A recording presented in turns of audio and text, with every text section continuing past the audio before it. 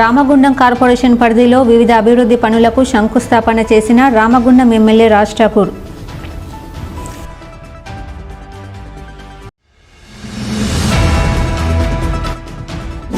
Ramagundam MLA Makkan Singh పాలన Hitler పాలనను తలపిస్తోంది. BRS party బంద్ను నిర్వీర్యం చేసేందుకు బెదిరింపులు. రామగుండం మాజీ ఎమ్మెల్యే కొడుకంటి చందర్ ఆరోపణ.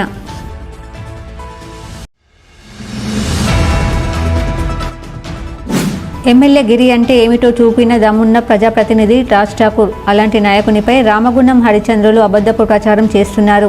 కాంగ్రెస్ పార్టీ నాయకుల ఆరోపణ.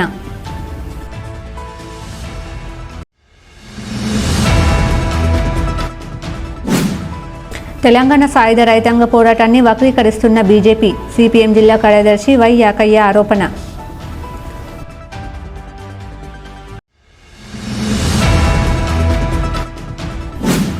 విద్యార్థుల స్కాలర్షిప్ల కోసం విద్యార్థులతో కలిసి రోడ్డెక్కిన విద్యార్థి సంఘాలు. విద్యార్థుల స్కాలర్షిప్ బకాయిలు 8,700 కోట్ల రూపాయలను ప్రభుత్వం వెంటనే విడుదల చేయాలి.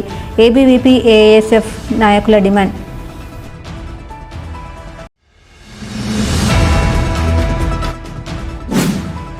మేడిపల్లి సెంటర్ అన్నపూర్ణ కాలనీ నుండి భరత్ నగర్ బోర్డు వరకు రోడ్డు వెడల్పును 70 ఫీట్లకు కుదిస్తూ నిర్ణయం. హర్షం వ్యక్తం చేసిన వ్యాపారులు, ఆర్యవైశ్య సంఘం నాయకులు.